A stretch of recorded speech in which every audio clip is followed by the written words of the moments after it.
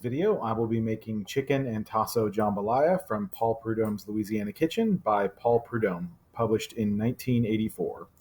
This is my recommended book if you are a beginner who wants to explore Louisiana Cajun and Creole cuisine.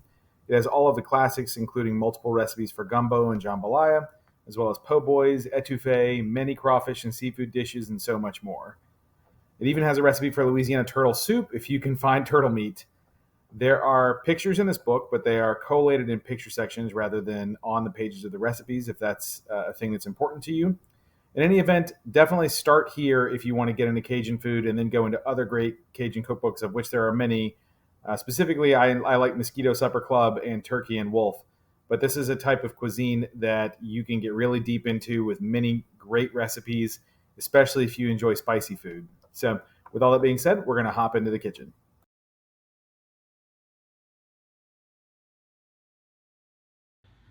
Here is our setup for chicken and tasso jambalaya. Don't be intimidated by all the ingredients. Most of them are just going to get mixed together into a spice mix at the beginning.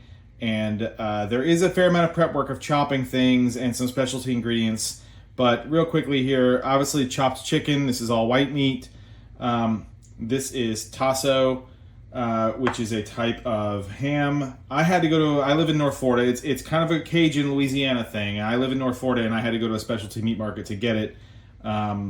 But it was obtainable for me. It might be difficult depending on where you live to obtain this.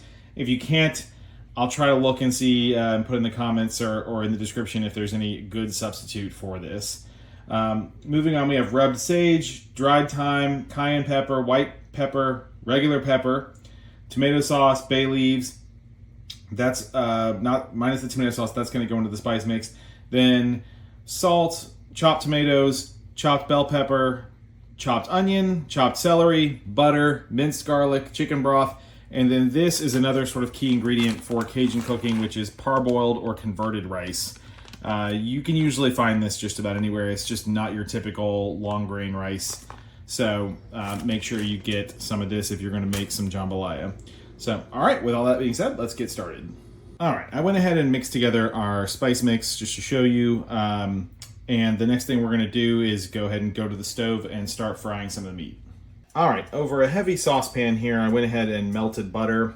And the first step is we're going to go ahead and get our tasso ham in there and start that cooking. And let that cook in the butter here for about 3 minutes or so until it just starts to brown. And this is going to release some oil and juice of its own because it's a very fatty piece of meat. So, all right, I will let that cook and I'll show you once it's fried. Okay, the tasso ham is nice and cooked really well. So now it's time to go ahead and add the chicken. I know, super complicated stuff to start, right? All right, make sure we get all of that. And yeah, we'll just go ahead and mix this in, get it mixed in with the oil and the butter. There's no oil, the oil leaking out from the fat rendering from the ham, I mean. Okay, and then we're gonna let this cook about 5 minutes more so that the chicken starts to cook. Okay, chicken is cooking, and we're now at the point where we're gonna add all of the spice mixture that we made earlier, including the bay leaves. Those can all go in there together. And what we're going to do now is we're going to add about half of each of the vegetables and saving the other half for later. And you don't have to be exact with this step. So just approximately half.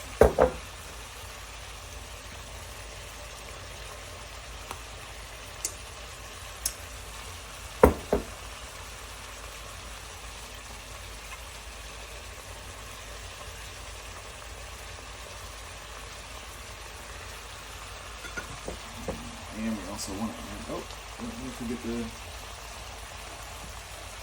forget the tomatoes here. Those. Get some of that juice in there too. Okay. And then also our garlic. The garlic you're not putting in half. The garlic you're just going to put in the whole amount.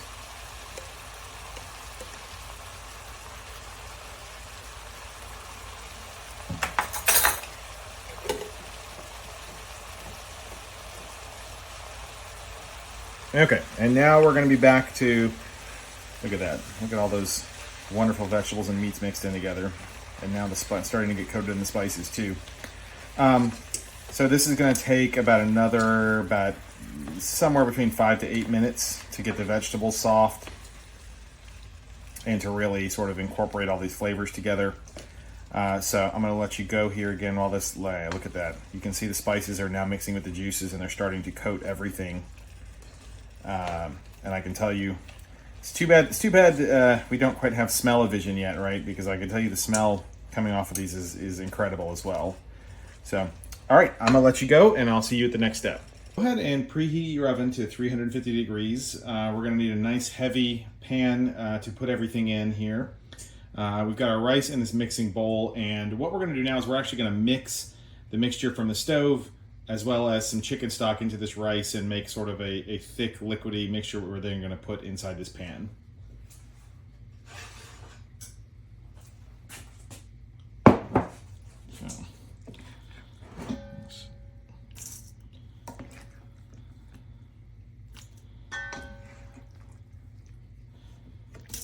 You can see how hot that mixture still is.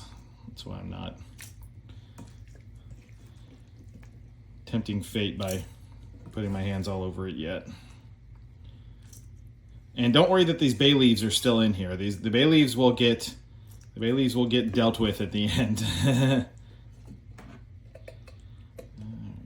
see if we can get the rest of this in here in one.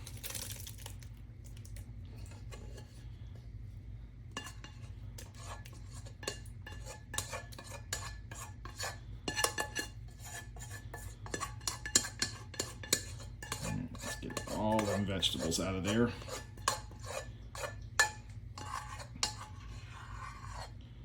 Okay. Now we're going to add our chicken stock, which should cool this down a little bit too.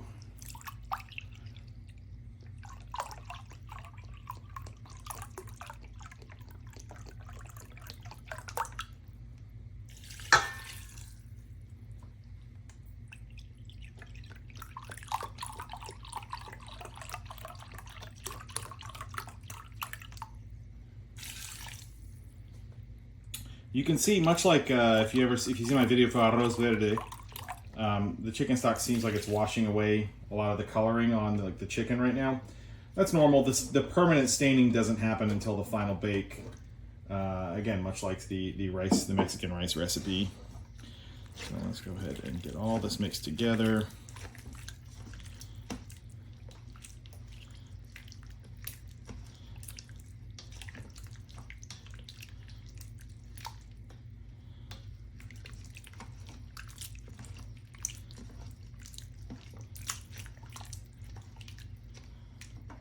All right.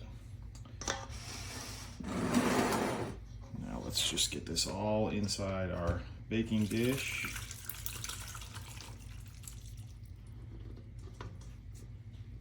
And again, I try to lose as little as possible at each step, because whenever you move from container to container, you always lose a little bit.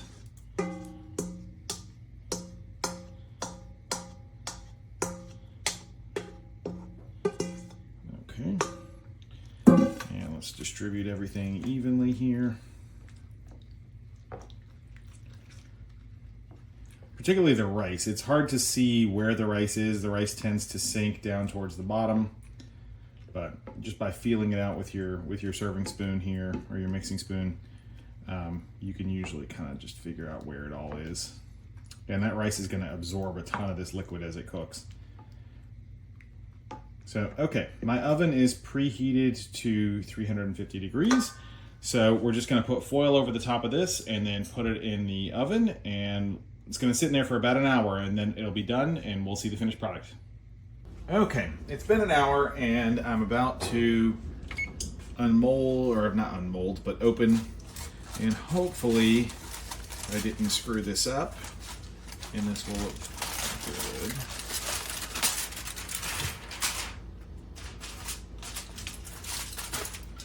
Okay, that looks pretty good here.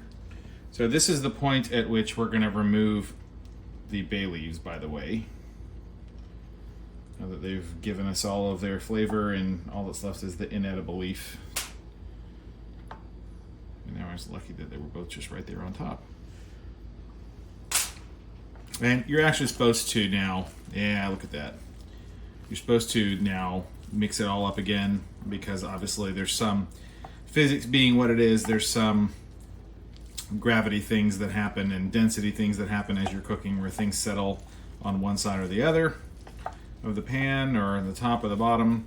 Most of the rice settled on the bottom.